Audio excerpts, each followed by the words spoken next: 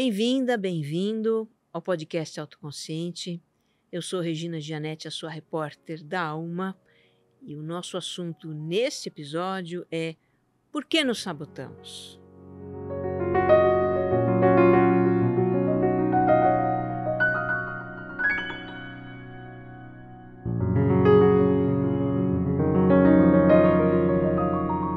Pouco depois que eu postei nas redes sociais o convite para as pessoas compartilharem sobre autossabotagem, apareceram dois comentários muito bem-humorados. Vou ler aqui para vocês. A Kelly exclamou: Jesus misericórdia, esse assunto dá medo, risos. E a Bruna: já sei que vem nocaute. Bom, se faz sentido aquele ditado que diz que por trás de uma brincadeira tem sempre uma verdade, e eu acho que faz sentido sim, então a gente tem aqui um tema sensível mesmo. Um tema que nos chama a olhar para certos medos, para áreas de desconforto da nossa vida, para atitudes que a gente se culpa e se critica por ter. Borboletas se agitam no estômago quando a gente se depara com certos temas, não é? Mas olha, você que acompanha esse podcast já sabe que aqui nós olhamos para esses aspectos de nós mesmos com honestidade, com uma intenção de compreensão e sem julgamento, não é? Pois é assim que nós vamos falar de autossabotagem. Não para você sentir culpa, mas, quem sabe, sentir algum alívio por saber que não é a única pessoa sobre a face da Terra que se sabota. E também entender um pouco mais sobre esse comportamento tão humano. E para deixar você muito à vontade aqui, vou ser eu a primeira a compartilhar sobre como me saboto. Mas vamos começar com uma definição. Autossabotagem é agir contra nós mesmos. É ter atitudes que nos prejudicam. Por exemplo, a gente deseja algo ou precisa fazer algo, mas tem atitudes que vão na contramão daquilo, inviabilizam, impedem aquilo. Outro exemplo, a gente sabe que não deve fazer determinada coisa, mas acaba fazendo mesmo assim. O que a autossabotagem gera? Insatisfação, culpa, autocrítica, um conflito interior que nos faz sentir mal conosco mesmos. E por que fazemos isso? Por que temos atitudes que prejudicam a nós mesmos? Por que nos sabotamos? Como nós vamos ver, são vários os motivos. Deixa eu começar então com um caso meu. Sabe com o que, às vezes, eu me pego me sabotando? Com o trabalho de escrever um episódio. Pois é. O que acontece é que, conforme o autoconsciente começou a crescer, se tornou um dos podcasts mais ouvidos do Brasil, foi premiado, enfim. Ao longo desse processo, eu comecei a ouvir dentro de mim aquela voz de autocobrança me dizendo: não posso deixar a peteca cair, eu preciso manter a audiência crescente, fazer episódios cada vez melhores, coisas assim, típicas do perfeccionismo de todos nós. Então, quando eu tenho um tema mais elaborado para desenvolver, vem a voz da autocobrança me dizer que eu não posso deixar a peteca cair. E isso me dá uma brochada, sabe assim? Então eu fico meio inquieta. De repente eu me pego arrumando outras coisas para fazer enquanto não bate a inspiração. Porque eu quero fazer um episódio tão incrível, tem que estar inspirada, né? Agora, a inspiração só surge quando a gente senta para escrever. E adiar isso só me prejudica, porque quanto mais eu embaço para começar um episódio, menos tempo eu tenho para escrever e isso também me pressiona. Com a atitude de procrastinar, eu estou tentando evitar de me ver com dificuldade para escrever. É tudo que eu não quero que aconteça, mas é o que eu mesma provoco com a minha atitude de procrastinar. É uma grande ironia, né? Agora, se o autoconsciente está hoje com mais de 100 episódios, mantendo a sua sagrada frequência quinzenal, é porque a gente pode lidar com as investidas da autossabotagem. Mas enfim, nós vamos explorar, por meio de depoimentos, as várias maneiras como nos sabotamos em diversas áreas da vida e por que fazemos isso. E olha, você também pode deixar seus comentários, também pode deixar os seus testemunhos aqui nos comentários desse episódio, tá? Talvez esses depoimentos que você vai escutar possam lhe dar algumas pistas para identificar onde você se sabota e refletir sobre os seus porquês.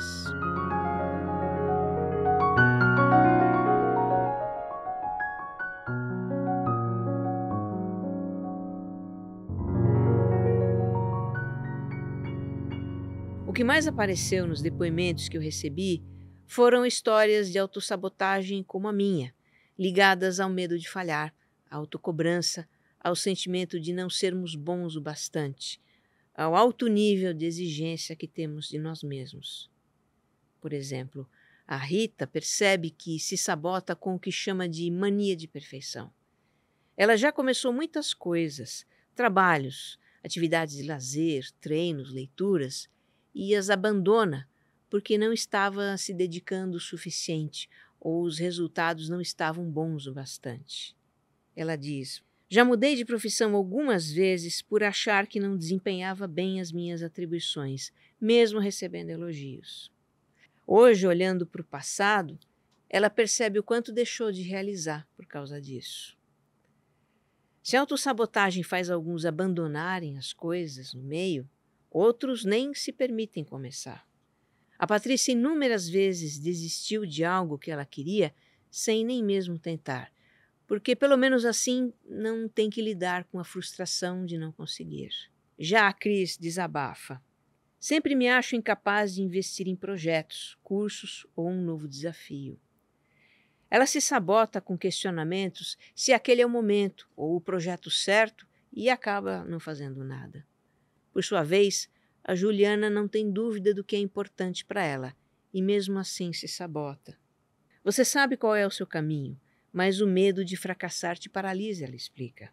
E não é só o medo do fracasso, tem também o medo do sonho dar certo e ela não dar conta. E como ela se sabota?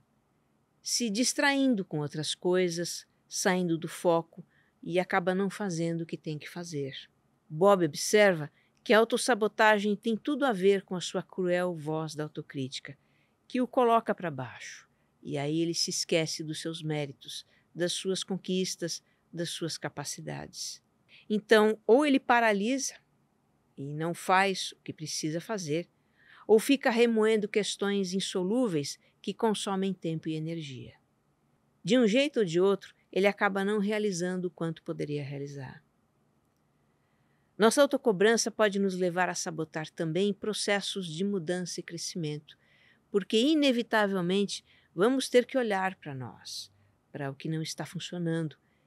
E como isso pode ser difícil, não é? É o que acontece com a Cláudia. Ela está num momento crucial da carreira, precisa fazer mudanças e percebe que está se sabotando. Ela conta aqui para a gente. Procuro formas de não me enxergar, busco fugas da rotina para não ver as mudanças que preciso fazer. Ela também evita ler mensagens das pessoas do trabalho por medo de críticas. Até o relacionamento amoroso se torna uma fuga da situação, uma tentativa de mudar o foco. A Cláudia conta ainda que se sabota não realizando tarefas, não cumprindo prazos estabelecidos. E aqui eu vejo uma outra forma de autossabotagem que nós usamos e que nem sempre é consciente, que é provocar uma ruptura. Às vezes a gente vive uma situação tão insuportável que ameaça de tal forma aquela autoimagem de perfeição que a gente procura ter, que fazemos tudo ao contrário do que devemos fazer, que é para precipitar o fim da situação. Levar o tiro de misericórdia, sabe? Se é no trabalho, acabamos sendo demitidos. Se é num relacionamento, levamos o outro a romper conosco. Tudo voa pelos ares. A gente fica livre da situação e não tem que enfrentar mais a própria realidade. Só que não, né? Fica uma luzinha piscando no painel da nossa consciência. Um sentimento de culpa, de fracasso. Ou seja, se nos sabotamos para nos poupar de um sofrimento, e no caso aqui, o sofrimento de não corresponder às nossas próprias expectativas, de não sermos bons o bastante, o fato é que autossabotagem não resolve e ainda produz mais sofrimento. Realmente não é por aí que a gente vai se libertar do que nos assombra. Sabe o que eu acho? Qualquer coisa que a gente faça, qualquer, é melhor do que se auto-sabotar. Porque pelo menos a gente está se dando uma chance de realizar algo, por mais modesto ou imperfeito que seja. Se de 0 a 10 a gente fizer algo nota 1, é mais do que o 0 de não fazer. Ou porque não começamos ou porque desistimos. 0 não, -1, porque a autossabotagem nos faz sentir ainda pior conosco mesmos. Fazer alguma coisa foi a decisão que a Bianca tomou. Ela resolveu participar de um curso imersivo de 3 dias muito importante para o seu desenvolvimento. Ela conta: mas como sempre os pensamentos sabotadores estão bombardeando a minha mente. Você não precisa, é muito caro. E as crianças ficam com quem? Deixe para outro momento. A ansiedade está num nível de deixar a barriga gelada, coração acelerado e choro entalado na garganta. Tudo sempre foi assim na minha vida, sempre. E este ano eu decidi que preciso acabar com isso. Vou com medo mesmo, ela diz.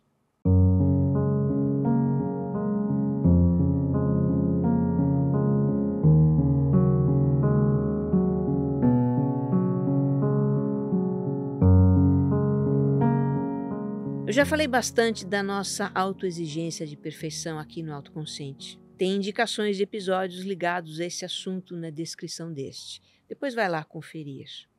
Então, essa autoexigência tem como base crenças que a gente incorpora no início da vida, a partir do relacionamento com os pais.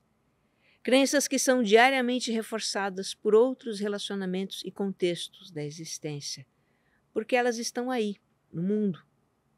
Crenças do tipo: eu tenho que ser perfeito para as pessoas gostarem de mim.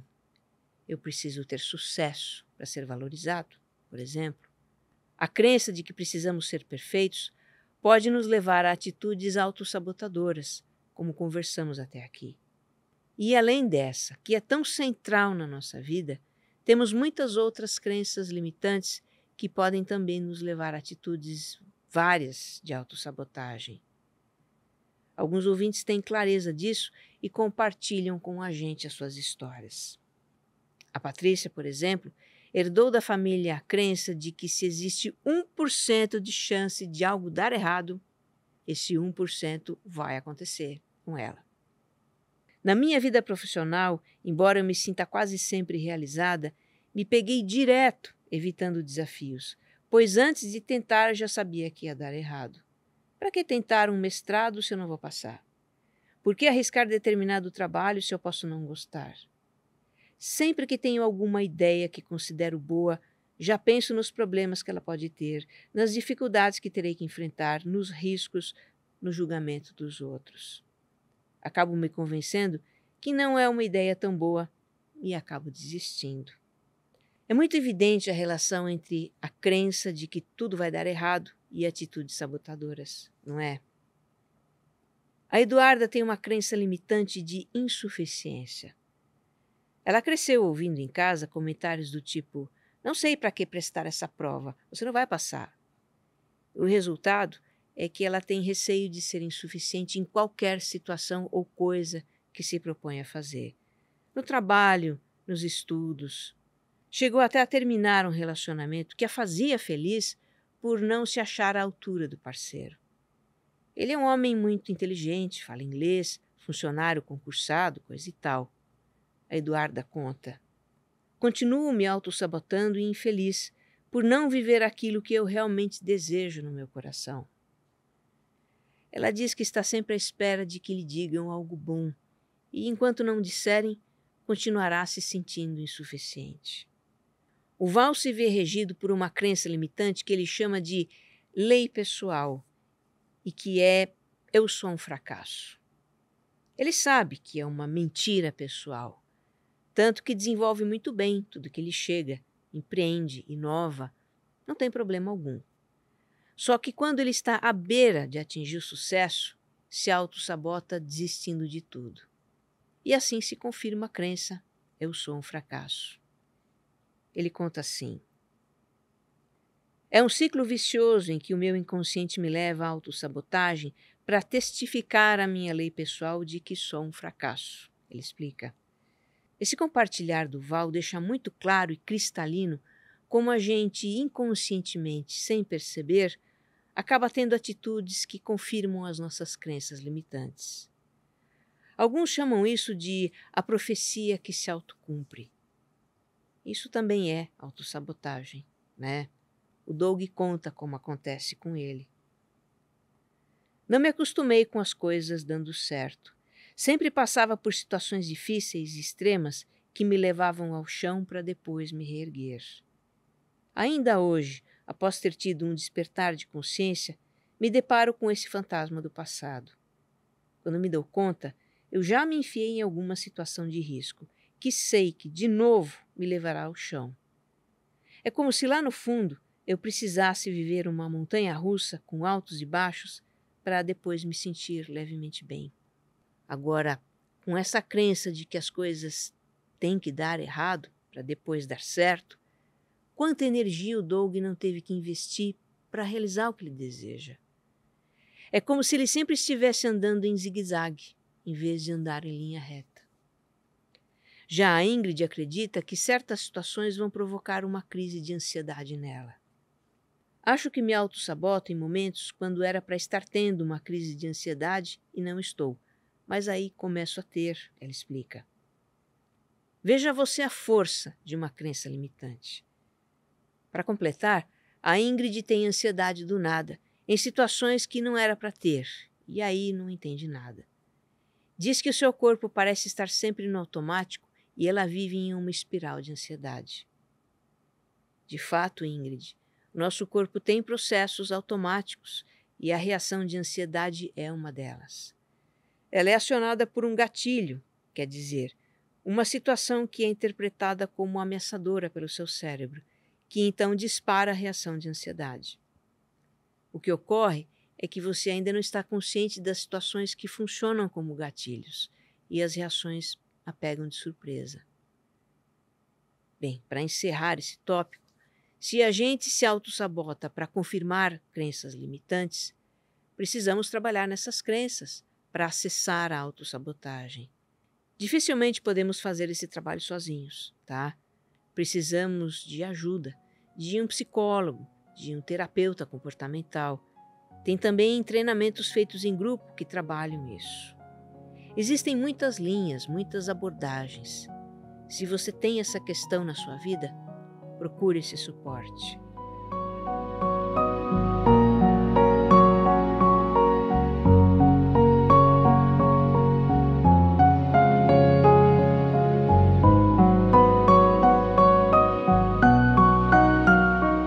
Assunto de interesse público agora. Autossabotagem na dieta. Quem nunca, né? Tem aquela clássica autossabotagem de enfiar o pé na jaca no final de semana, jurar de pé junto que começa o regime na segunda-feira e o que não passa de terça.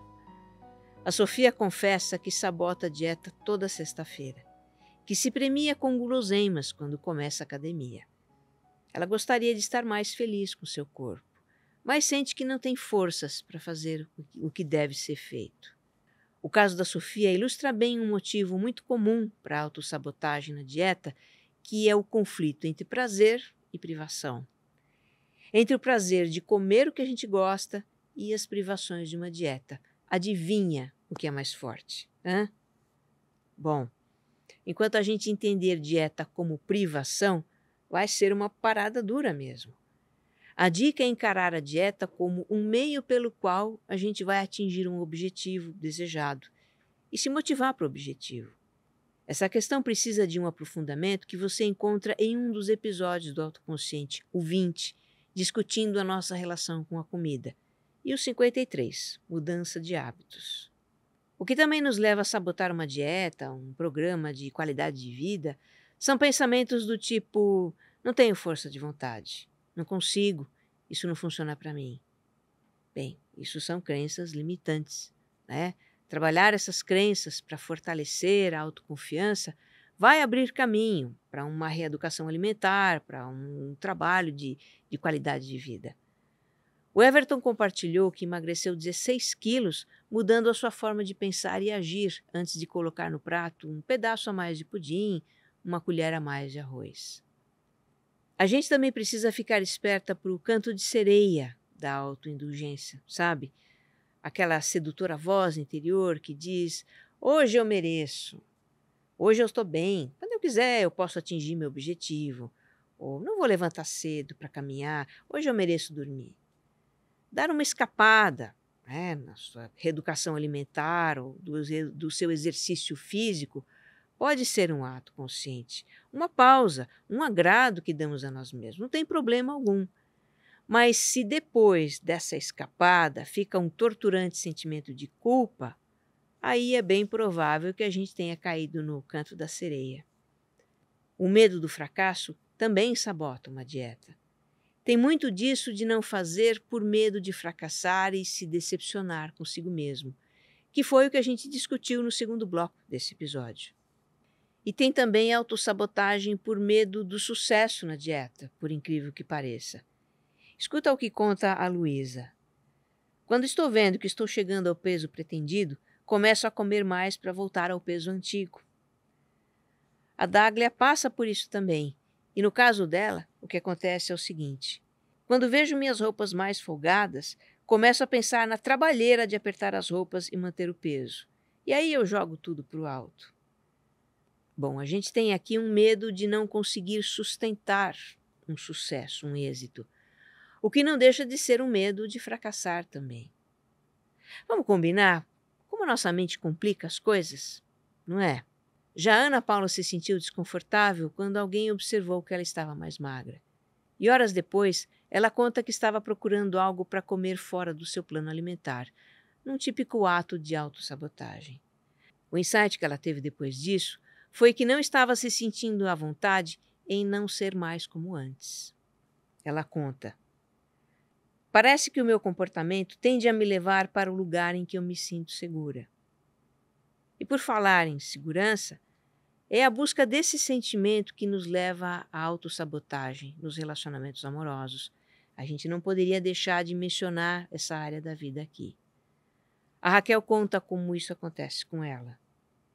No início fico super insegura, não dou valor à pessoa e sem querer faço coisas que a machucam. Um tempo depois eu fico segura na relação, mas já não adianta mais querer valorizar a pessoa. Ela está tão machucada que não quer mais estar comigo. Já a Glênia não se permite ir adiante no início de um relacionamento.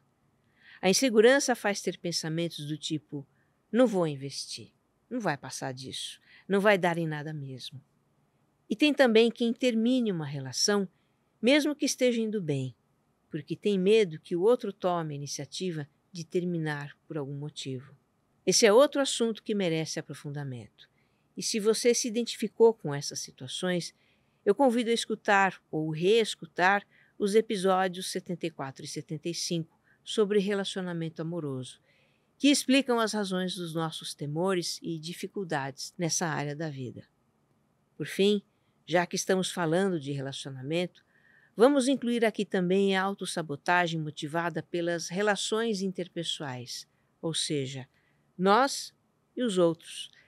Isso aparece bastante também nos comentários. 2 depoimentos resumem bem essa questão. Diz o Cledson: me saboto quando coloco as necessidades dos outros em primeiro lugar. Sempre que é para alguém que eu amo, dou total urgência à situação e trato como uma prioridade. A pessoa, às vezes, não precisa fazer nada. Eu me proponho a resolver tudo. Quando é para mim, talvez por não achar que sou especial ou merecedor, negligencio até o último instante. E aqui quem fala é a Caroline. Me autossaboto todos os dias, quando escolho não desapontar outras pessoas, fazendo tudo para ser sempre aceita, deixando a Caroline de lado, diminuindo minhas habilidades profissionais e pessoais, meus sonhos, minha personalidade. Pois é, negligenciar as nossas necessidades e vontades em benefício dos outros é algo que a gente faz por necessidade de aprovação, de aceitação. E isso está muito ligado ao nosso perfeccionismo também. Para aprofundar isso, temos o episódio 35, esse nosso desejo de aprovação.